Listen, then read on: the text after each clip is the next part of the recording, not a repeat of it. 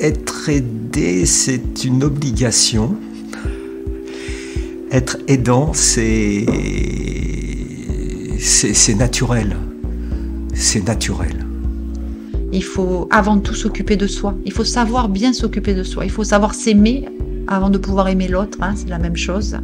De temps en temps, il faut se reprendre en main et dire « mais non, c'est pas parce que je suis malade, c'est pas parce que je suis fatigué qu'il faut que je lui laisse tout faire et que, voilà, il faut ménager les dents. Il faut le ménager. » Je me suis pas rendu compte, je suis devenue aidante comme ça. Vous voici dans la première saison du podcast dédié à la parole des aidants et des aidés. On estime à près de 10 millions le nombre d'aidants en France qui accompagnent quotidiennement un membre de leur famille ou un proche. Lors de la Journée nationale des aidants, le 6 octobre 2023, le CIAF de l'Aude, un collectif associatif emmené par l'UDAF, a invité les aidants, les aidés et les professionnels à la Fabrique des Arts à Carcassonne. Au programme forum, café des aidants, pièces de théâtre et un peu à l'écart du brouhaha, dans une salle de la médiathèque, mon studio de radio éphémère. J'ai installé mes micros un par avant et j'ai recueilli en toute liberté les témoignages des aidants ou des aidés.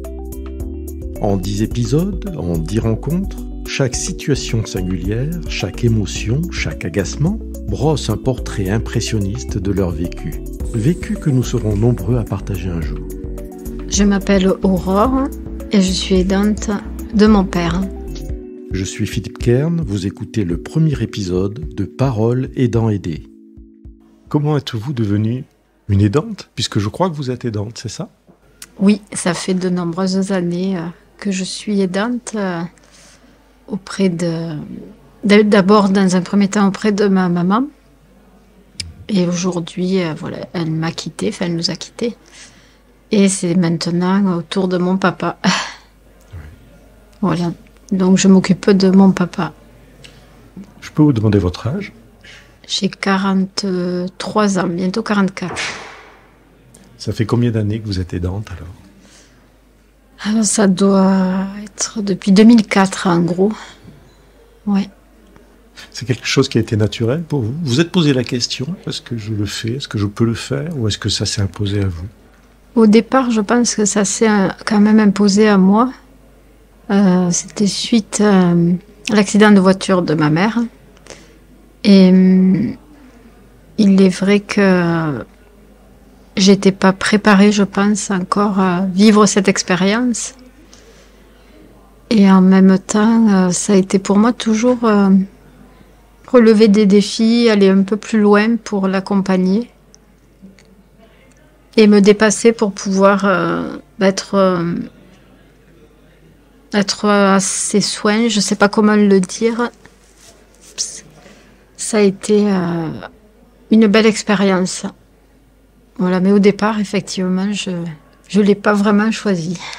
Qu'est-ce qui a le plus bouleversé votre vie à ce moment-là? Le plus difficile, ça a été la vie professionnelle, la vie familiale, je sais pas, la vie sociale, la vie affective. Qu'est-ce qui a été le plus compliqué pour vous à gérer? J'avais que 24 ans, je crois, à l'époque. Effectivement, il a fallu adapter la vie professionnelle, la vie sentimentale et tout ça, enfin la vie sociale. Et du coup, effectivement, je me rends compte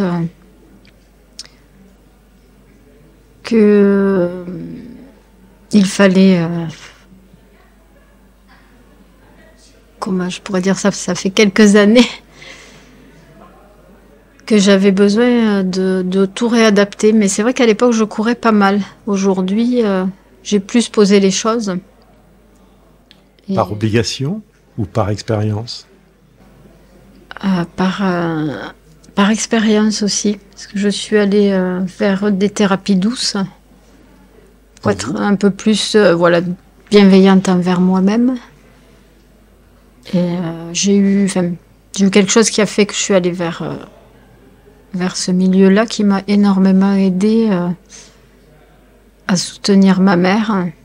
Déjà, il fallait que moi-même je sois bien pour pouvoir le faire. Je me rendais compte que J'avais besoin de ça, en fait, vraiment pour... C'est quelque chose dont on se rend compte tout seul ou c'est quelque chose qui vient de l'entourage? Cette alerte pour dire attention, là tu te perds. Des fois, je ne le sentais pas forcément. C'était mon compagnon qui me disait, là, t'es fatigué, quoi. Une fois, il m'avait amené... on avait appelé quand même le SAMU parce que j'avais des grosses migraines et je tenais même plus debout, j'étais vraiment pas bien. Il s'est vraiment inquiété et ça a été un peu une alerte aussi parce que je travaillais à côté, j'avais plus qu'un temps partiel, mais j'avais vraiment besoin de poser les choses. Je posais beaucoup d'arrêts maladie. Et à ce moment-là, je me suis rendu compte que j'avais besoin vraiment d'arrêter ce travail pour pouvoir m'occuper de ma mère, d'être vraiment À temps complet. disponible. Voilà. J'ai eu la chance d'être sa salariée à temps complet. Vous êtes devenu sa salariée. Je suis devenue au fil du temps sa salariée, ce qui m'a permis effectivement au niveau financier d'avoir moins de soucis. Voilà, on va dire, j'ai eu cette chance que n'ont pas d'autres aidants aussi. C'est une chance ou c'est une connaissance de connaître les dispositifs ou est-ce que tout le monde a droit à cette formule d'être salarié de la personne que l'on aide? Est-ce que c'est une solution? Tout le monde n'a peut-être pas cette formule. Après, moi, je suis auxiliaire de vie de métier.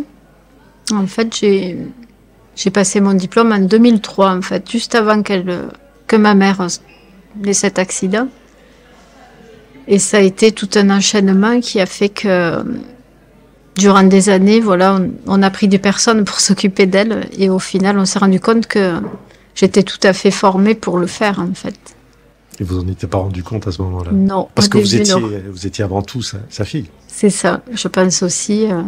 Je devais m'absenter de temps en temps de la maison. Et je déléguais beaucoup pendant plusieurs années. Vous arriviez à déléguer justement, puisque en tant que professionnel, vous deviez avoir un regard particulier sur ce qui se passait. Parfois, c'était pas facile. Ça dépendait des personnes. J'avais besoin de me sentir en confiance aussi. Et de pouvoir lâcher prise, en fait. Je l'ai fait plus avec le temps, justement en m'orientant vers toutes ces thérapies douces. J'ai fait aussi de la communication non violente, ce qui m'a permis aussi de vraiment être en lien avec mes besoins, travailler sur moi, faire du développement personnel. Et ça m'a permis vraiment d'identifier ce qui serait mieux dans la situation, quoi. Voilà. Ça veut dire que à un moment, il faut s'occuper de soi, justement. Il faut quitter un peu les rivages de la culpabilité pour se dire je prends du temps pour moi. Oui, je pense que ça s'impose à des moments parce que sinon on peut craquer. Et à ce moment-là, on peut prendre des décisions qui sont pas forcément les meilleures au bon moment. Ça vous est arrivé? De craquer, ça m'est arrivé, oui. Une fois avec ma maman. Je suis partie dehors et je l'ai laissée dans une situation un peu délicate. Bon, j'ai dit à mon compagnon, va voir qu'elle soit quand même en sécurité. Parce que je sais pas, je craque, je n'y arrive plus là. Et ça m'a fait du bien de le poser, même si c'était difficile. J'ai pu aussi partir sur un stage de 3 jours de danse dans la nature. Et je suis revenue avec beaucoup plus d'énergie. Qui vous a aidé tout au long de votre parcours à vous, d'aidante? Qu'est-ce qui vous a été le plus profitable? Où c'est que vous avez trouvé ces ressources-là? Je les ai puisées, je pense, au fond de moi. Je pense qu'à des moments, je les ai aussi puisées dans la spiritualité. Ça a été important à des moments où c'était très difficile. Les moments où j'étais épuisée, effectivement, je pense que c'est la spiritualité qui m'a aidée. À accepter? À accepter, à faire face à la situation dans la réalité des choses. Parce que j'étais très complice avec ma mère et on était même fusionnels et j'avais du mal J'avais du mal à accepter, je pense, sa situation. Est-ce qu'à un moment, le rapport mère-fille, vous avez pu le protéger ou est-ce qu'il a dérivé sur aidant-aidé? Je pense qu'on a dépassé le rapport aidant-aidé. Je pense on a toujours été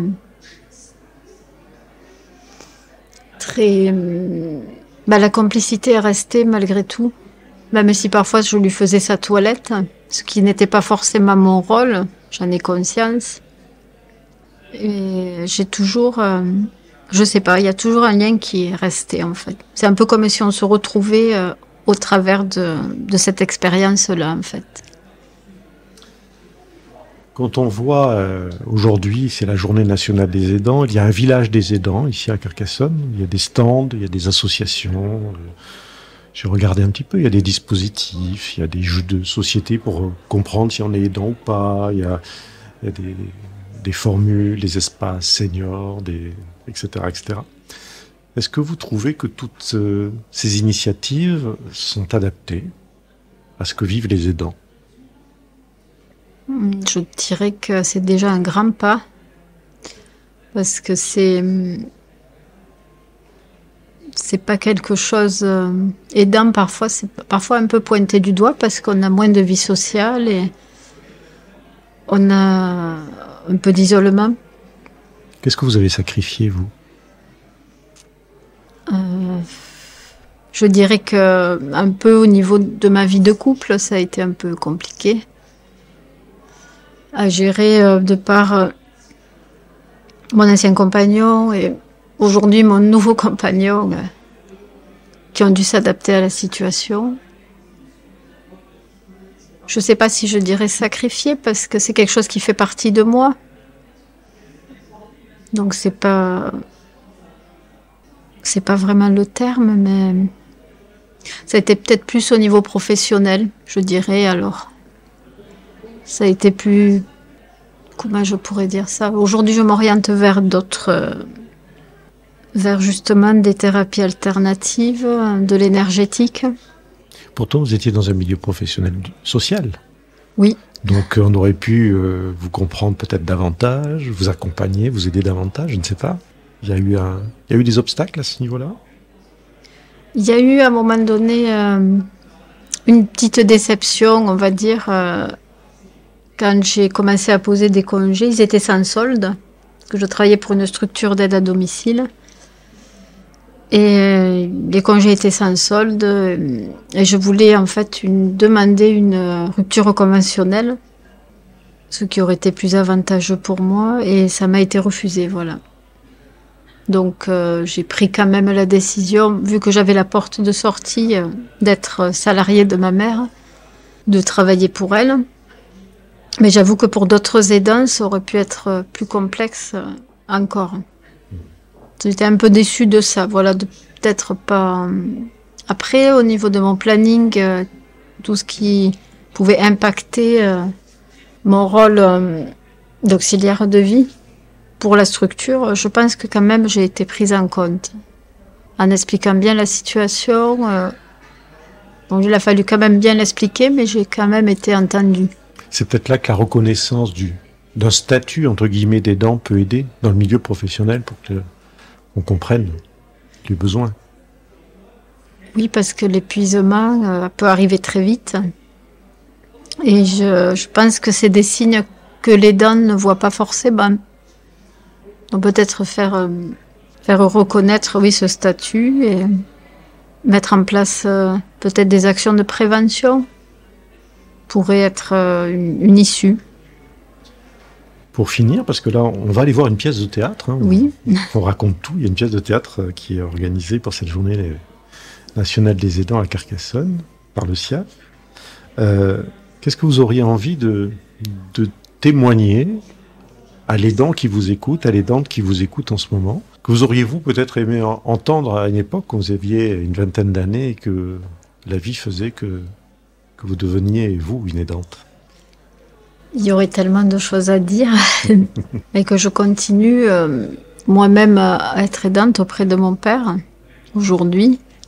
qui a 87 ans et que c'est quelque chose, en fait, de par mon développement personnel, tout ce que j'ai pu faire autour, en dehors de mon expérience d'aidante et familiale, qui m'a montré que c'était la voie, je pense. Peut-être j'étais aussi faite pour ça. Il y a peut-être ce qu'il faut se poser la question, est-ce qu'on ne se force pas à des moments? Est-ce que ça ne va pas à l'encontre de nos besoins? Est-ce que ça ne nous fait pas violence aussi? Je pense que ce que je conseillerais, c'est vraiment de rester en lien avec soi et ses besoins. Le but, c'est que ça résonne en l'aidant, en lui-même. Voilà. Prenez soin de vous, les aidants. Voilà. Merci beaucoup. C'est pas évident. Parole aidant aidé, un podcast en 10 épisodes, réalisé par Philippe Kern, une coproduction Caprod et Siaf de l'Aude.